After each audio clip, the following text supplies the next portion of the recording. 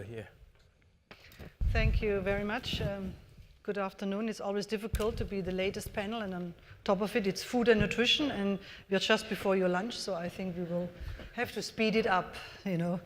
I'm very glad to be here because I'm sharing with you some of the elaborations and the discussions and preparations that we had over the last couple of months, preparing the issue around what are the focus issues on food and nutrition if we want to scale it up, if we want to have multiple stakeholder partnerships that are meaningful.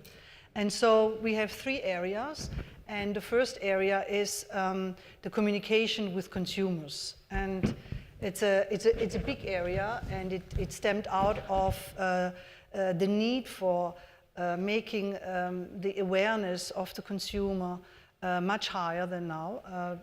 I mean, we as informed consumers, we are looking for good, nutritious foods, but what is happening with low-income consumers who have not the choice to go for this, and also who are not educated in a certain way that actually they know how to read the labels and what they are supposed to do with all this information. So we just thought that it's important, and it was identified by the advisory panel and by the expert panel, that the whole issue on how we communicate with consumers is actually lending itself for a quite powerful multi-stakeholder partnership, because we need different players who are actually tackling different issues around that. So that was the first main focus. The second focus was we need more innovative models to actually have access to nutritious foods. The reason is that a lot of the consumers, and again, low and middle income consumers, are buying their food on a price decision and also on a very tight budget. On top of it, some of our consumers are living in very rural areas, in not very accessible areas. So we need ways on how we get the nutritious foods to them, also at an affordable, of course, price. And in order to do so, a lot of the industries, you're working on the supply chain, but the supply chain has a lot of touching points where actually we need different stakeholders who can help to innovate on how we have models that reach everybody, and also models that reach everybody who are at different price levels, who are at different incomes, and also at different purchasing powers. So we thought the second focus was around how can we innovate new models for having access to nutritious foods. The third was in general about we need partnerships. We really need to build partnerships. The reason is also that, as you know, in the SDGs, the 17 is about partnerships. There is not one SDG goal you can achieve without building partnerships. But even more in the food and nutrition sector, we thought it's extremely important to have partnerships because it touches everybody. Sort of like a Cinderella. I mean, it's everybody's business, but nobody's business. But we have to really come forward and acknowledge that the food industry alone cannot solve the problem. The government cannot solve the problem, particularly when it comes to improving nutrition status and also health status. The NGOs are working, the UN are working, but we all need to work together. So we thought that we have to rethink the multiple stakeholder partnership. What type of partnerships do we need? We need very focused ones, but we need also very innovative ones. So we have to think out of the box. There are some examples where the IT sector is already, of course, used in the public health sphere to improve health issues and giving messages. But we need this much more dominant also in the food and nutrition sector. So in summary, we had the three focuses: communication with consumers, access, how do we have innovative models for access to nutritious foods, and then how do we actually come forward with innovative partnerships. And to this point, I would like to ask my panelists, I'm very happy that you're here, that first of all you please introduce yourself, but also you speak from your respective experiences and work in terms of the three focus points. So Hemant, may I start with you? Thank you, Regina. Hi everyone, I'm Hemant Bhatt. I'm the CEO of Downstream and Commercial for Golden-Agri-Resources. Golden-Agri-Resources is well known for being the second largest plantation group in the world. We are leading player in the sustainable palm oil plantation sustainability efforts, basically 4 things that we focus on, among others. One is we are guided by our social and environment policy, which is we strictly adhere to, and we apply it to all our partners, our stakeholders, our operators, and so on. Second is tackling deforestation through protection of forest areas. We have equivalent of Singapore, for example, that we protect.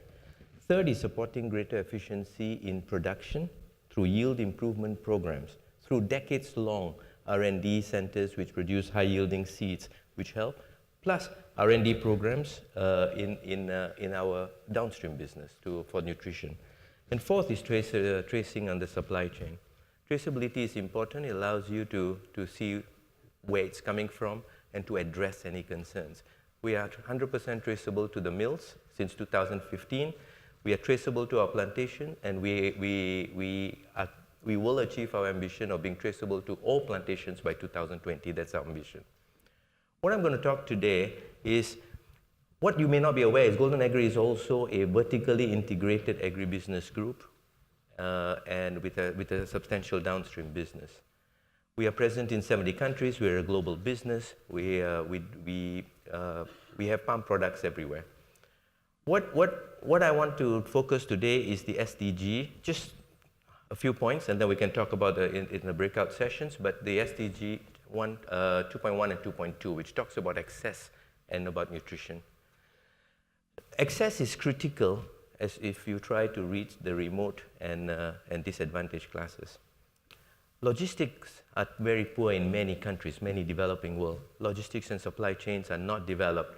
Many times the cost of just logistics and converting is more expensive than the product itself. What we are doing is we have a company, I'll give you an example in Indonesia, what we're doing. In Indonesia, we have a distribution company. We distribute products across Indonesia. We're investing heavily in technology. Technology is an enabler. Disruptor is a commonly used word, but it's an enabler, but it's also an empowerment tool. What technology does is it allows the remote areas to be connected. It allows companies like us to aggregate demand, to see real-time information in terms of what is required, where and how, to aggregate the logistics space, to become more efficient in terms of logistics. And then it works both ways. So smallholders that have products to supply can do the reverse as well to bring it to the marketplace. This is critical. It requires a lot of investments because you have to enable the remote areas with tools to be technologically connected. Simple tools that they will use, they will understand. But it's very expensive. We're not the only one. There's a lot of investment going into it, and I expect it will only accelerate from now on. And the goal being that we should get the conversion on the logistics perspective to a minimal level. A lot of companies, ourselves, we produce some consumer products, and many other large MNCs are happy to create low price point, similar nutrition level foods. But a lot of these companies don't know how to reach the places. And access becomes critical from that point of view. And that's why I think that's one area that is critical. Second is talking about nutrition, and that I'll talk about. Well, we have this presence in distribution in India, China, everywhere, but I will talk about that maybe in this breakout session. Indonesia is a good example of what is present, what is the case in every country. Second, nutrition. Palm oil is high in carotenoids. Yeah. Which is high in vitamin A, beneficial for vitamin A deficiency, skin, eye. Vitamin A deficiency is a significant public health concern in Indonesia, especially among women and children. To address this, the Indonesian Ministry of Industry requires all foreign cooking oil producers to fortify their products to a certain IU level. Due to its semi-solid states at room temperature, it is a good vehicle for vitamin fortification through storage, and cooking can impact the effectiveness. That means we need to accompany these efforts with nutrition education. Besides vitamin A, our margarine products, for example, are fortified with vitamins B1, B2, B3, and so on. Palm oil is naturally trans fats free. Consumer awareness and concerns about trans fatty acids, which have been linked to heart disease, has grown. The WHO has announced intention to eliminate all industrial produced trans fatty acids from the global food supply chain through its REPLACE program.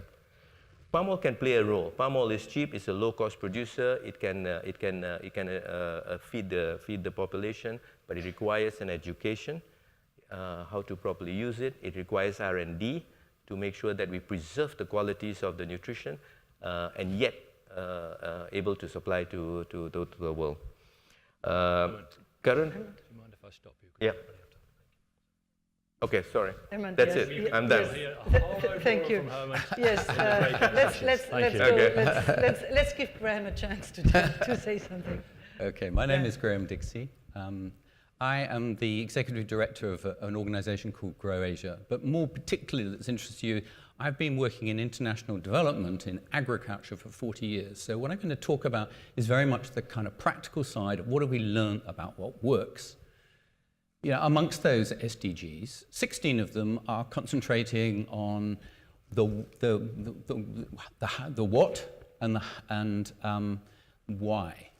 But the thing is different is the 17th, which is the one that says, actually, this one addresses the issue of the how. And it says very simply that unless you make multi-stakeholder partnerships work, you will work at very small scale. And the two truisms that haunt me in this area of international development, one is how often you see boutique projects, and actually, so it's changing the life of a lucky few. And what is the real skill is to be able to move the needle at scale. And the other one is a line of poetry, but it's about action. And it's a line of poetry by T.S. Eliot, which says, between the thought and the action lies a shadow. We need to concentrate much more on the how. How do you deliver that?